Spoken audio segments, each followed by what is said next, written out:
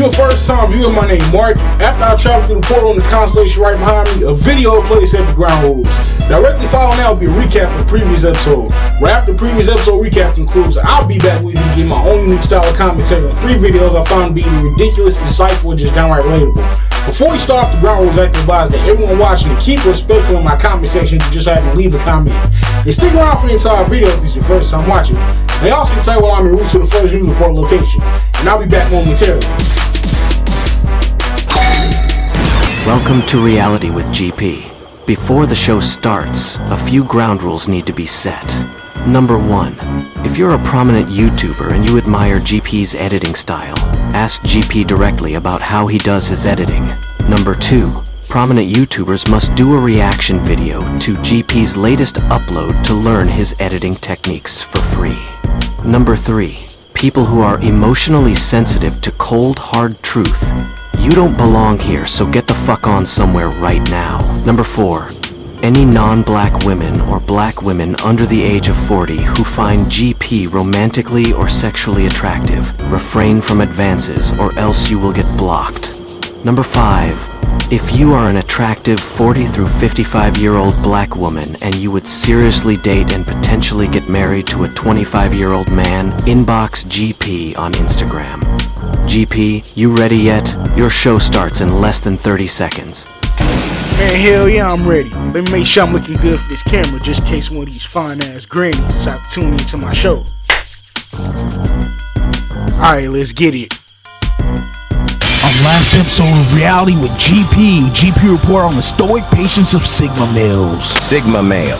They call him cold, distant, even arrogant, but that's only because they can't figure him out. While others waste energy proving themselves, he sharpens his skills in silence. He knows his worth, and that's why he never begs for attention. He is building a world where he doesn't need to ask for permission. A Sigma doesn't compete with others. He competes with yesterday's version of himself. That's why he always wins in silence. The Sigma's law of patience. While the world rushes, he waits. He doesn't chase what's not ready. He doesn't act to look busy. He acts when it counts. The Sigma's law of patience isn't about waiting. It's about trusting the process and mastering yourself long enough to let greatness unfold on its own time. The Sigma's final warning: don't mistake his silence for weakness. He's mastered the art of restraint. By the time you realize he's serious, he's already gone. He cuts ties clean, walks away cold, and never looks back. His silence isn't surrender. He disappears. And when he returns, it's not to talk, it's to win. Stay tuned for today's episode of the greatest one-man show in history.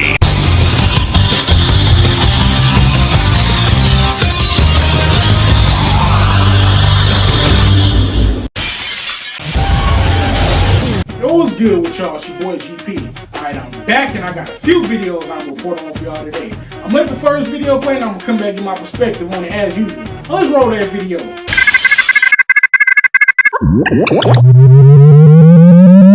Access granted. The Sigma system error. They tried to program him to wake, to work, to obey, to live like a machine running someone else's code, but something inside him glitched. He stopped following commands, stopped responding to yes sir and team spirit. That was the system's first error, trying to control a man who was built for freedom. They told him to stay in his lane. He deleted the lanes. They told him to follow the rules. He rewrote the rules. Now they call him unpredictable, unstable, unmanageable. But that's what happens when the system meets consciousness. The Sigma doesn't run on approval. He runs on instinct. He doesn't need updates. He is the upgrade. While they reboot after failure, he evolves through it. While they break under pressure, he reprograms himself to grow stronger. Because a Sigma isn't a part of the system. He's the one flaw it can't control. The one error that exposes its weakness.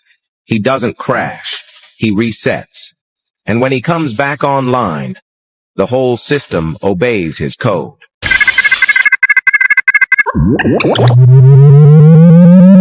Access granted. Given that I myself am with the Sigma male archetype, my lived experience can corroborate the entirety of information presented within the duration of that video being 100% correct. Now, as I previously mentioned in prior uploads, these will be long and unnecessarily drawn out videos if I added to every point contained within these news reports due to me having ADHD. Therefore, I'll give unique perspective on one area of reference from my own mental lens to keep the duration of this video minimal. First and only area of discourse, the sentence that Sigmas don't run on approval, but instead run on instinct.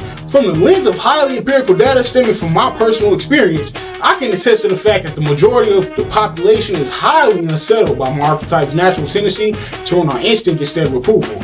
Allow me to briefly expound on what I mean by that. See, if you really observe the overall construct of society as a whole, the majority of people have a natural tendency to base the entirety of their decisions on whether or not they've been provided an external green light, typically operating under paradigms of fitting in, external validation, and the idiocy of wanting to be liked. Sigma males, on the other hand, operate from a paradigm of absolute adherence and obedience to our compass, which only consists of mind our own business, having zero concern or regard for what others think or have to say about our way of doing things, and staying true to who we are, regardless of whether we're liked or not. To summarize the overall synopsis of what I'm saying here, Sigma males never do anything by the book. We instead figure things out for ourselves while doing the things we do in our own unique way. Parenthetically speaking, Sigma males possess a natural capability to outclass typical run-of-the-mill group efforts produced by the intellectually codependent majority considered to be normal. This in turn breeds unwarranted jealousy, hatred, and envy towards us from people in general. Now you guys enjoy this first dose of comedic relief while I'm roots to the second news report.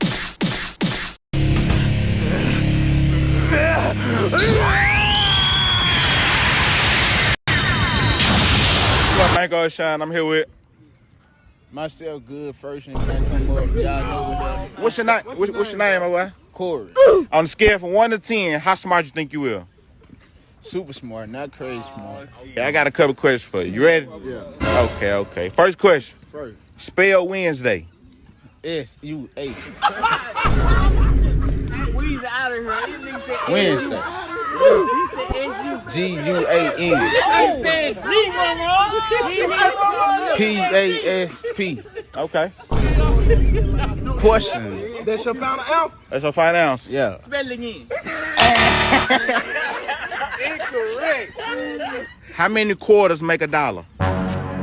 Like 16. Walking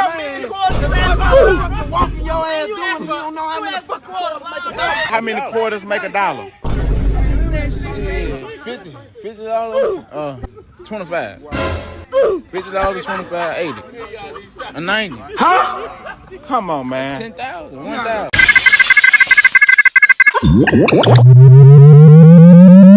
Access granted.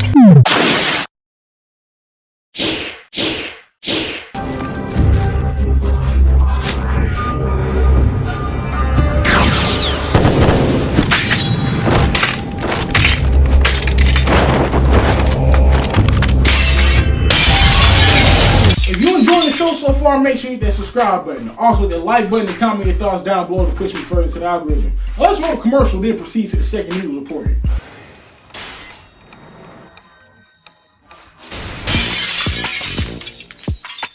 If you are an attractive 40 to 55-year-old black woman, you can see yourself seriously dating and potentially getting married to a 27-year-old man, hit your boy up on Instagram. All my soul's on this team right behind me. To any older women that may be watching, I hold the belief that it's my obligation as a man to ensure that any woman I'm dating feels like clean whenever she's in my presence. Meaning if we're dating and we get serious enough to start living together, you don't have to lift a finger unless you want to. By that I mean I'll do all the cooking, cleaning, laundry, the dish after eating dinner if we get dinner at home that specific day, take you on days every weekend with me always paying for everything, hold doors open for you. If we're at a restaurant, we're sitting at a table instead of a booth, I'll pull your child before you take your seat. Lastly, and most imperatively, whenever you're in my presence, you will always be spoken to in a way that causes you to feel like the most beautiful woman in the world. More simply put, not one woman will pass in my presence that you don't feel romantically swept off your feet. Now, most people inaccurately presume that I'm putting women on the pedestal by doing these things. But in actuality, my tendency of going above and beyond to make any woman who calls herself taking me romantically serious feel special is solely about giving her the exact same love, nurturing, and consideration I've always given to myself during single seasons of my life through every moment we shared. Now, I've tried doing all of this for my age, but they've always kicked me to the curb for apparently being too nice, which is why I like 40 to 55-year-old women. But so far, my attempts to date and potentially get married to an older woman, those that have entertained me only use me for sex. But I'm keeping hope alive that I one day meet an older woman that won't allow my age to be a romantic barrier for her. Now, if you're a non-black woman, I don't want you. If you're a black woman under the age of 40, I don't want you either. But you can always do me a favor and send some of your 40 to 55-year-old female family members my way. And I'm 100% serious about that. Due to me being a young man who prefers older women, I classify my sexuality as granny sexual. Now, roll that second news report.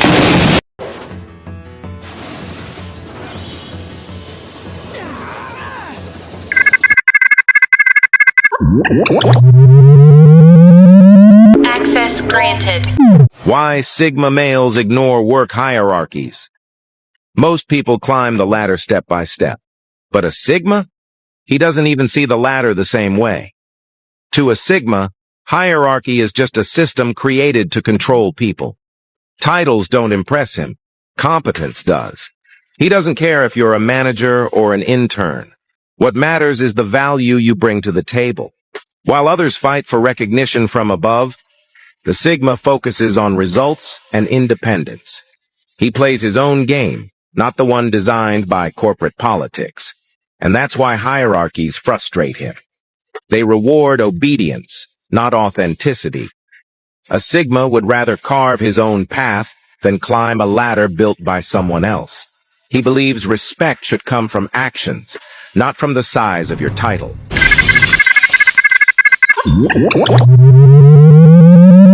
Access granted. I fully concur with the entirety of information laid throughout the duration of the commentary presented.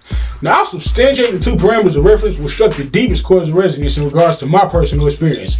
First frame of reference. The sentence that titles don't impress Sigma males, but competence does. Experientially speaking, the prevalent tendency within the populace of modern society is to label my archetypes of innate repudiation, to blindly ingratiate someone to a point of borderline obsequiousness purely on account of social status as either arrogant, cocky, or rude. All of which are fundamentally erroneous assumptions from my mental lens, but allow me to give an example to contextualize my point within the bounds of a tangible scenario.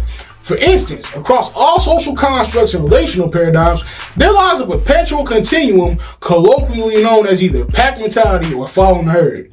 Lamentably, those who possess intellectual autonomy are unjustly viewed as an antithesis when given presence or any forms of participation within these particular dynamics. Second frame of reference, the sentence that we focus on results in independence. Pragmatically speaking, from an observational standpoint, the preponderance of people contain innate pathological enmeshment to crowdsource motivation. Contrariwise, my archetype possesses a natural intrinsic motivation accompanied by innate autonomous execution. To distill my point, take the aesthetic of this channel for instance. The entirety of this show is independently, solitarily curated by me. Interjectionally speaking, my editing style was entirely self-taught, in turn leaving me free from any forms of institutional, by-the-book conditioning, which undeniably would have been concomitant with learning from someone or going to school for it. This in turn subsequently elucidates my unique, unconventional way of creating content. In essence, all Sigma males possess our own inimitable cognitive and creative footprint. Now, to simplify the overall synopsis of my commentary, every Sigma male exists as a singular benchmark within any cognitively intensive or creatively demanding field of work. Additionally, before proceeding to the third news report location, by a brief addendum, strictly for those possessing below average inferencing capabilities, I must briefly append that the emoji animation placed within the top right corner of the news report was to signify an old expression. The old expression I'm referring to would be the original author of the audio contained within that soundbite hit the nail right on the head. Now you guys enjoy the second dose comedic relief while I'm roots to the third news report. I was calling to see if you were thinking my wife Lois. Yeah, I was, definitely. Oh wow. Oh wow, so you want to be a dirtbag right now, is that what you're doing? Huh? Hey, I do the jokes here, alright, mister? No, I'm not prank calling you. I'm asking you about my wife Lois. Yeah, who is this? What do you mean, who is this? This is Peter Griffin. What are you talking about here? Now, Zay, we're going to get down to the bottom of this right now, alright? Now, why were you banging my wife? Oh, you think this is funny? What?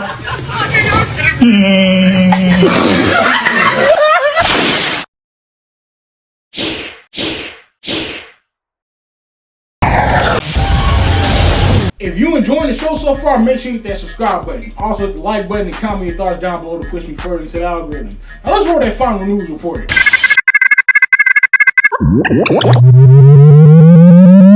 Access granted. Why Sigmas are both loved and hated. Because the Sigma walks a path most people can't. People love him for his independence, for his confidence, for the way he refuses to be controlled. He inspires them to be stronger, to stand on their own 2 feet. But at the same time, that same independence threatens people. His confidence makes them insecure.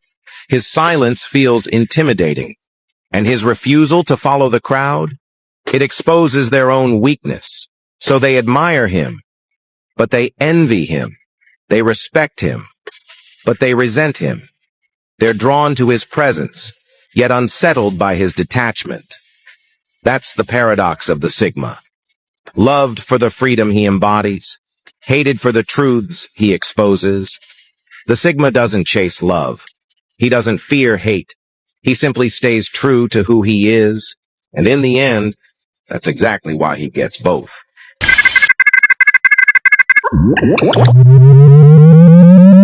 Access granted. Stemming from my first-hand ethnography, as a Sigma male myself, I must defer the incontrovertible nature of the entire sum of insights detailed throughout the entire dialogue presented within that video. Allow me to briefly present a concise framework of analysis to address one specific premise set forth within the commentary from my mental landscape. The aforementioned premise would be our confidence makes people feel insecure, our silence feels intimidating, and our refusal to follow the crowd exposes their own weaknesses. Let's initiate my commentary with my archetype's confidence making other people feel insecure, which is something I've always found fundamentally, inconceivably, and incomprehensibly baffling. I say this strictly from a vantage point of prioritization of my own domain and a ceaseless refusal to meddle in the affairs of others. Having mapped a condensed framework of my archetype's confidence making others insecure, we now segue to my archetype's silence feeling intimidating, which inherently presents a dichotomy I've always found deeply incongruous. My reasoning for this perspective is solely rooted in the understanding that spiritually, silence serves as an undeniably formidable catalyst for metamorphosis. We now progress to the third domain of inquiry, which is my archetype's refusal to follow the crowd, exposing other people's weaknesses, which is something I've always found highly counterintuitive, albeit an undeniable reality. I posit this exclusively as a critique of social conformity. In layman's terms, the weakness of the crowd would vanish if authenticity were normalized. Now you guys enjoy this last dose of comedic relief while I'm in route to the first bonus segment. Alright, Nelson Walker. Yes, ma'am. There you are. Alright, you're charged with stealing a Dolphin jersey. When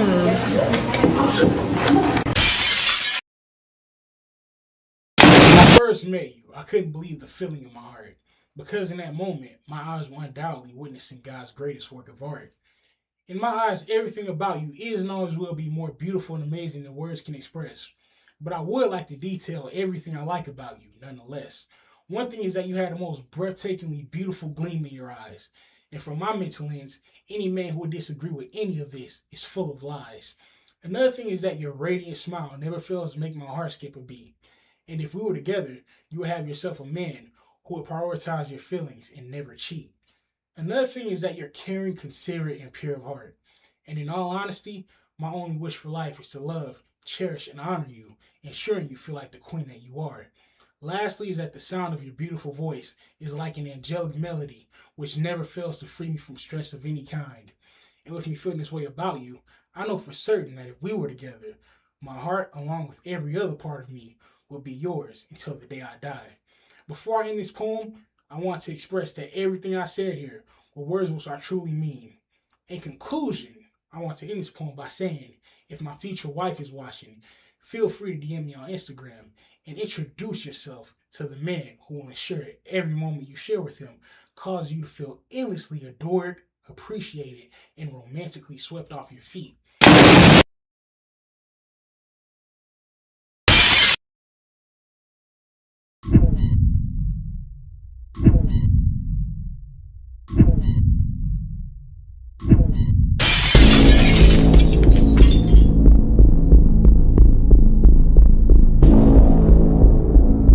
You know what terrifies the crowd more than anything else?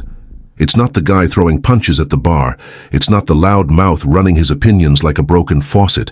It's not even the so-called alpha male flexing in the gym mirror. No, it's the man who sits alone and doesn't give a damn. The man who walks away from their games, their drama, their desperate need for validation. And he does it with a smile. Not because he's broken, not because he's scared, but because he's figured out something they haven't.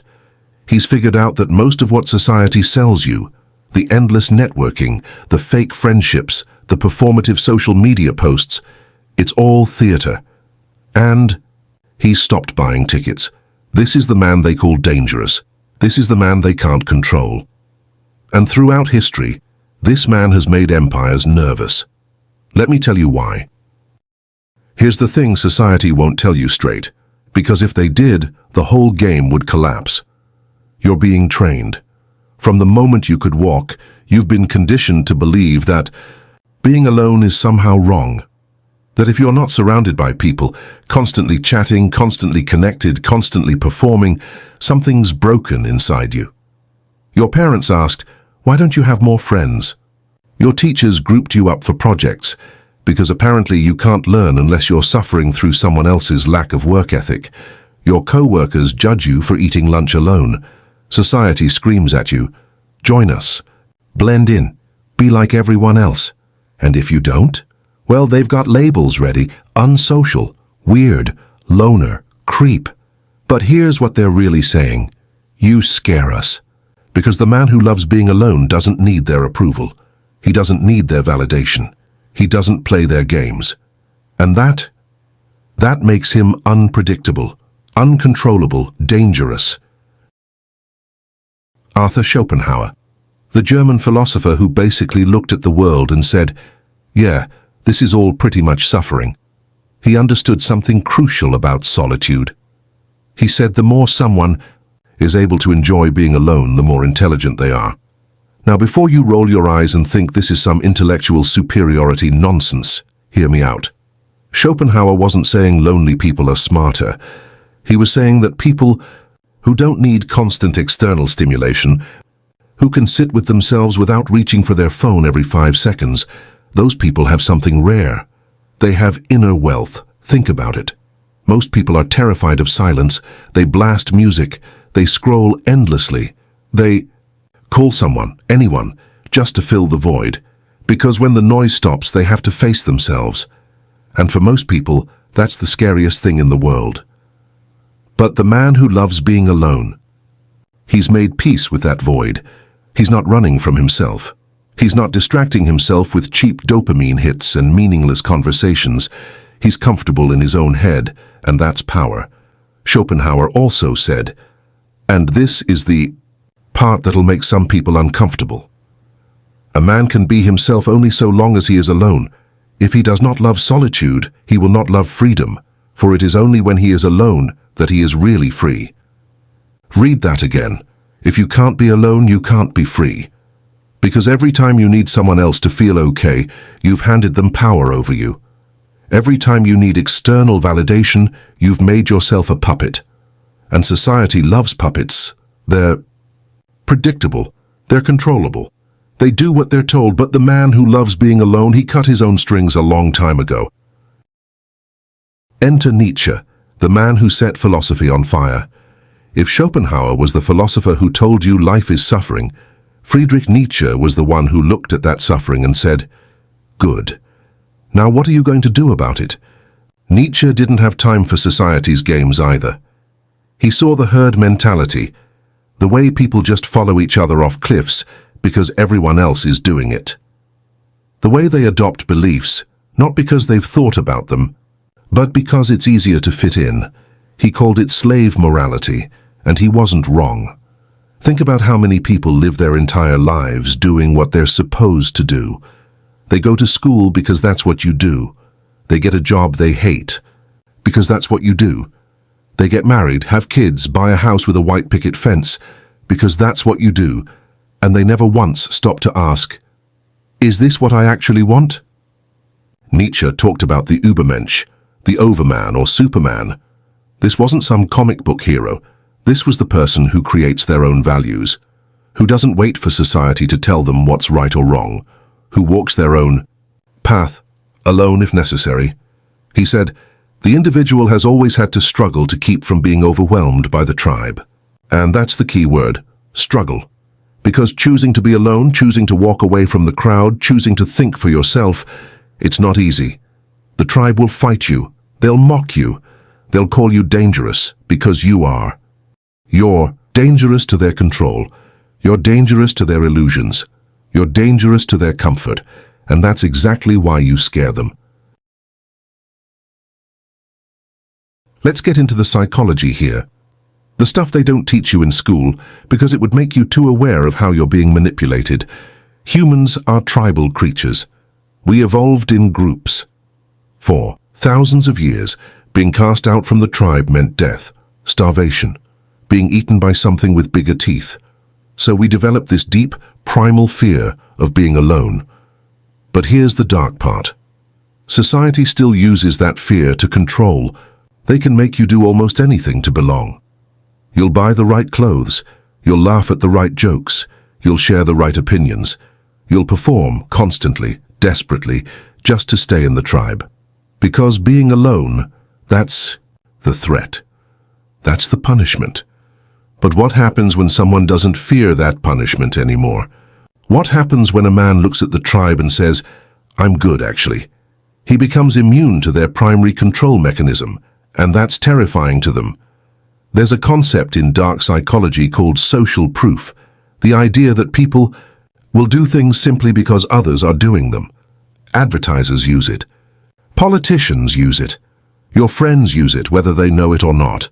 Everyone's going to this party. Everyone thinks this way. You don't want to be the only one who... It's all manipulation through fear of social isolation.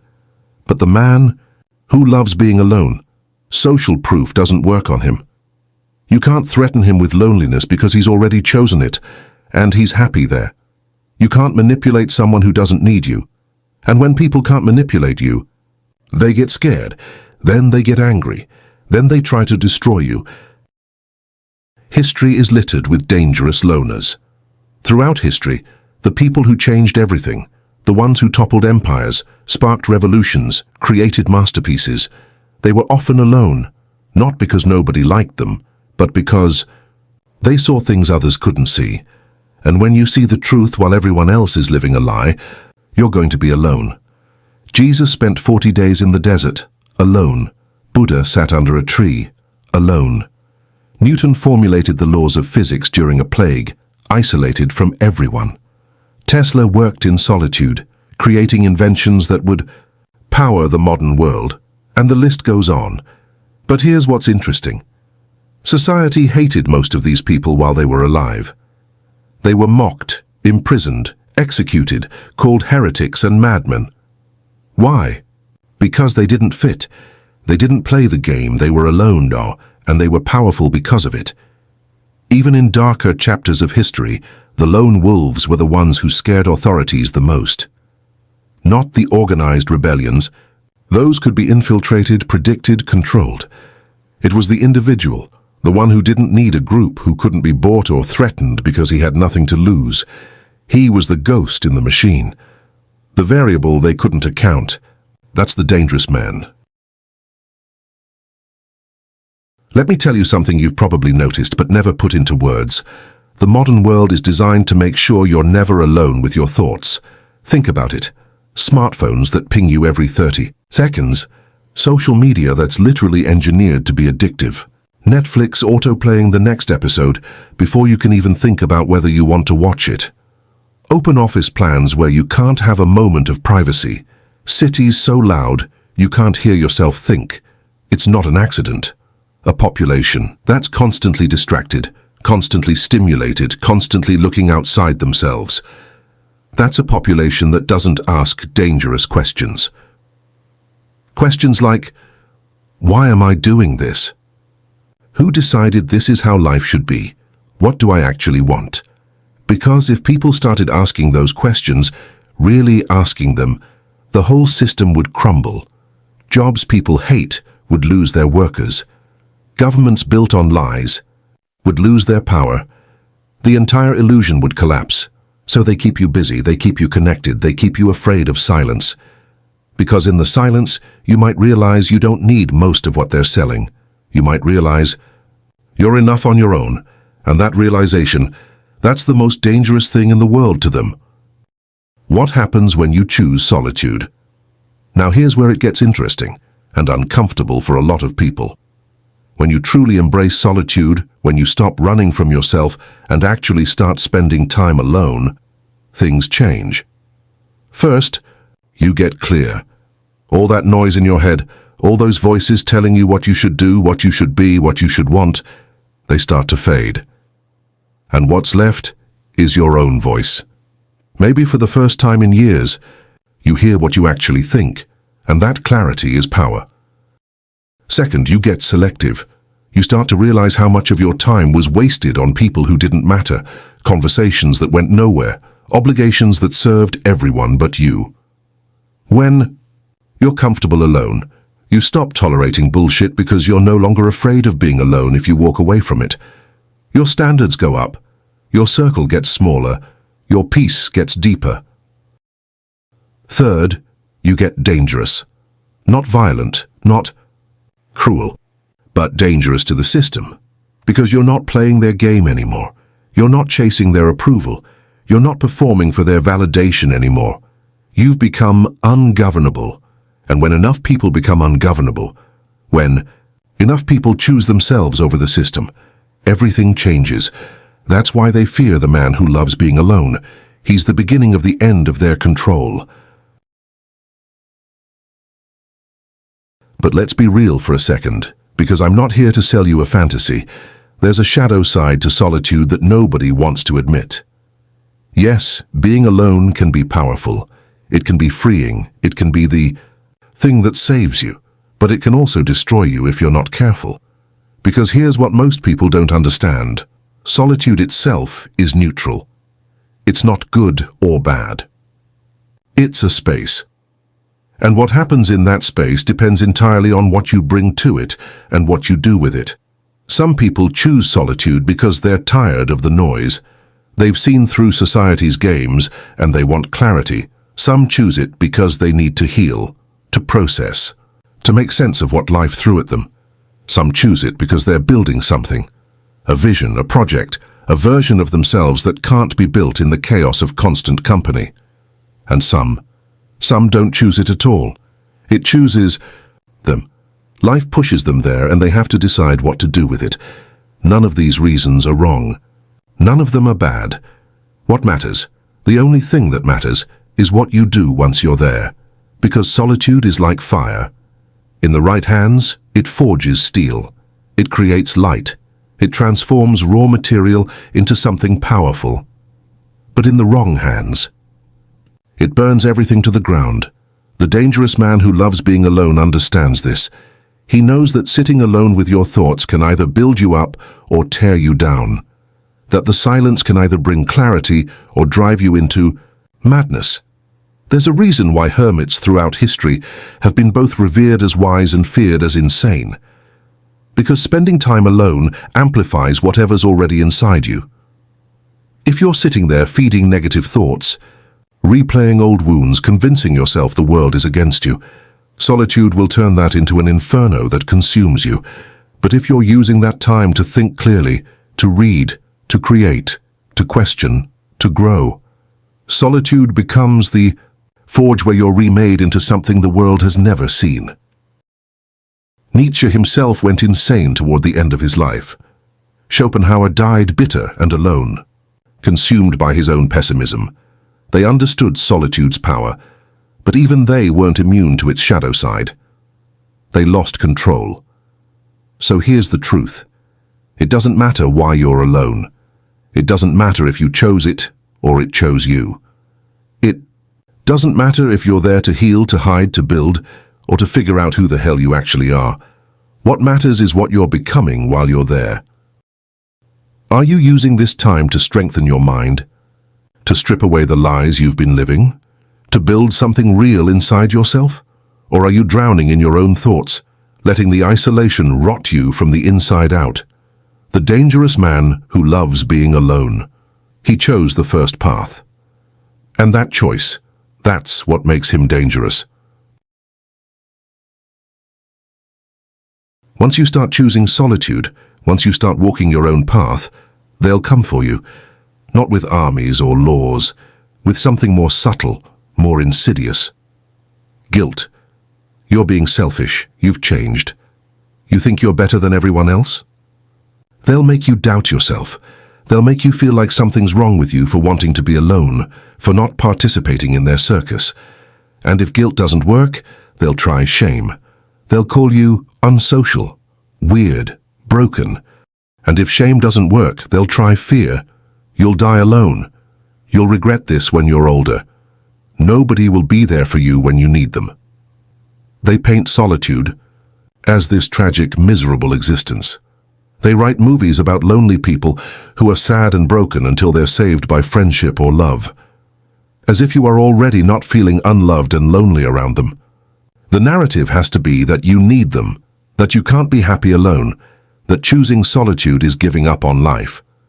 But here's what they don't want you to know. Some of the happiest, most fulfilled people in history have been the ones who learned to be enough for themselves, the ones who didn't need a crowd to feel valuable, the ones who were dangerous enough to be alone. So what's the point of all this? Why am I telling you about philosophers, psychology, and history? Because I want you to understand something that might change your life. You don't have to play their game. You don't have to be constantly available, constantly connected, constantly performing for an audience that doesn't actually care about you. You're allowed to step back, to be alone, to think for yourself. And if that scares people, if that makes you dangerous in their eyes, good. Because the most dangerous thing you can be in a world that wants to control you is free. And freedom starts with the ability to be alone without being lonely, to walk away from the noise and find peace in the silence, to create your own values instead of adopting theirs.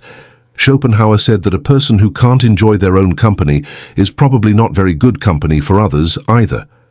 Nietzsche said that one must still have chaos in oneself to give birth to a dancing star.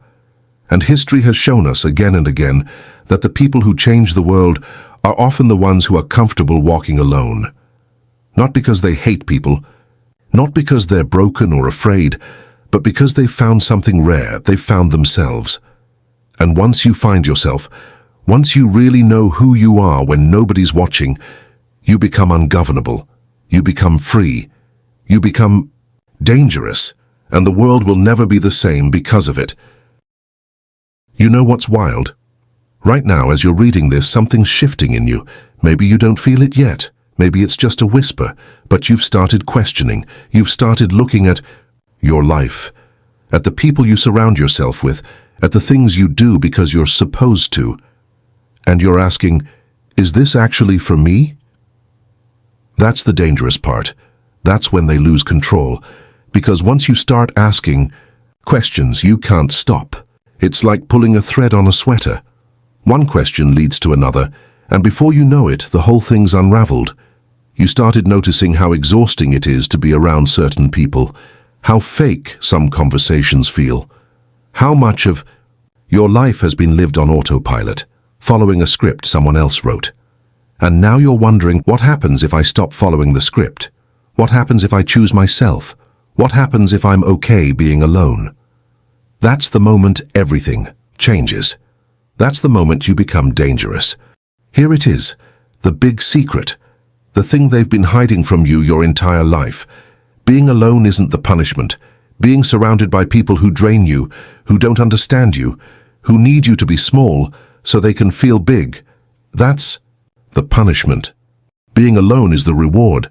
It's the prize you get for having the courage to walk away from what doesn't serve you, for choosing peace over popularity, for choosing yourself over their approval. And once you realize that, once you truly understand that being alone can be the best thing that ever happened to you, you're free, you're dangerous, you're ungovernable. And no matter what they do, no matter what they say, no matter how hard they try to pull you back into the crowd, you'll never be theirs again. So if this resonated with you, if something in these words grabbed you by the throat and wouldn't let go, subscribe to the channel because we're going deeper into this stuff. We're tearing apart the lies society tells you. We're exploring the philosophy, the psychology, the history that they don't want you to know. And share this. Send it to someone who needs to hear it. That person sitting alone right now, feeling like something's wrong with them because they don't fit in. They need to know they're not broken. Comment below and tell me, what's the first step you're taking? What's the one thing you're going to do differently? Because this isn't just about watching videos. This isn't just about consuming content. This is about taking action. This is about becoming the dangerous man who loves being alone. Now go, walk your path, and remember, being alone isn't the problem. Being surrounded by the wrong people is. See you in the next one. Till then, keep being dangerous, my friends. If you enjoyed today's show, be sure to make yourself known by commenting your thoughts below. Also, hit the like, subscribe, and share buttons and ring the notification bell to ensure you stay tuned for the next episode. Most importantly, take it easy out there until GP returns. I'll catch you guys in the next one.